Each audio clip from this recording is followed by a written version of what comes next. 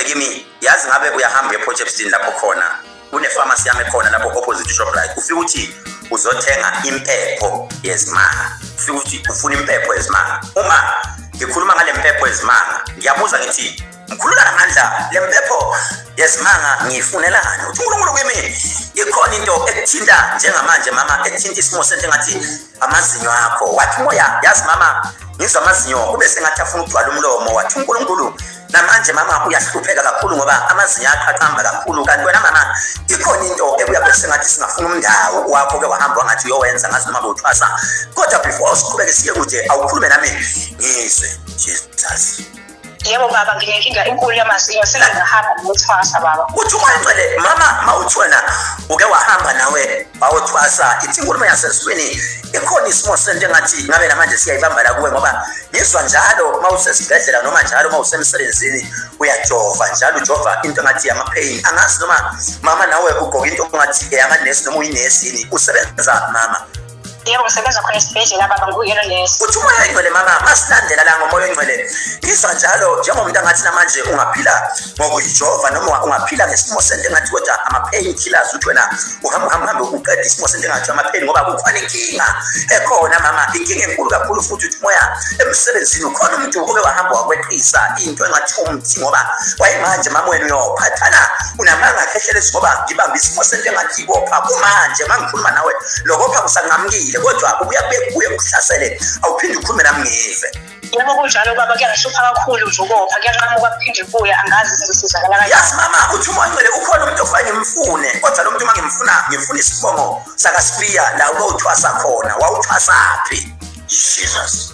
Ungangithwasa emzimbo baba. Uthi uma Ngcwele kukhona umuntu owubaba ofanele ngimfune kwakaSpiya ngimfuna lo muntu kube sengathi namanje ngithi wena mama uke waba ne-affair noma uke wahamba ngathi niyathandana nomuntu ongathi ugobela wathi ujova manithandana kunengane yatholakala wathi uNcwele usuneminyaka emide wathwasa ngoba yizwe ingane yakho manje eneminyaka ewu-9 wathi uNcwele namanje ikhona into obesebese yayifuna ngoba lo mfana naye akaphili kahle ngoba kuneqiniso kumele ngabe liyakhulunywa emzini wakho. Khuluma nami ngizwe mama.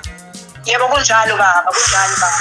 Mama uthi uNcwele ukhona ithuna ubani uphumuzile? Ayish osiyami uthi uNcwele ngabe ufuna umuntu owathi uphumuzile ngiyatholisa lento ngizoyikhuluma kodwa uthi uNcwele ngabe ngiyakhuluma ngasese kodwa ngifune umuntu owadlule emhlabeni wadlule ngasahlala ekhaya cishe wayidayisa ngomzimba. Jesus my Lord.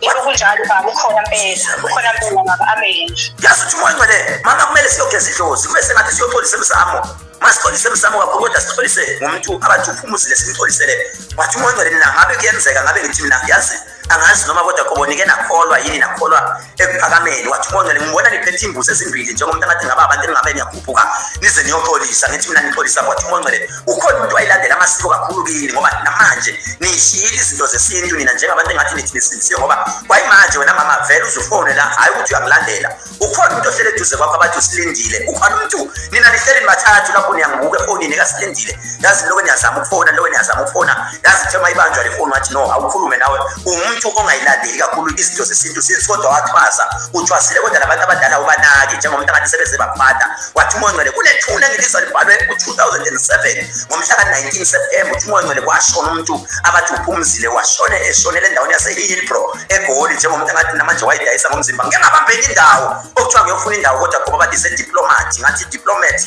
indawo edayisa umzimba. Wathi ujova yiyo le ndawo fanele siyoyifuna eGoli eHillbrow. Wathi uNcwele lo ntombazana kwakusisi wakho owayedayisa umzimba njalo wayengasafuni ukuze ekhaya. Wathi uNkulunkulu ngabe siyayikhulumisa le nto singayikhuluma ngizwe.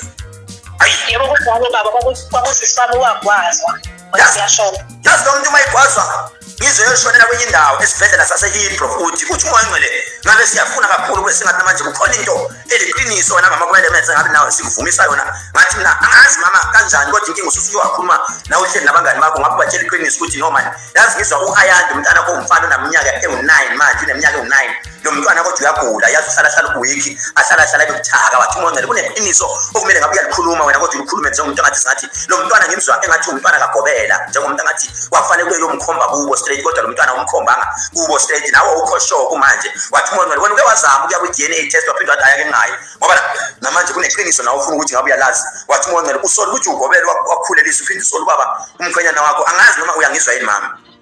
Yebo baba ngafisha ngoba kwangisiyona emkhwenyana wami.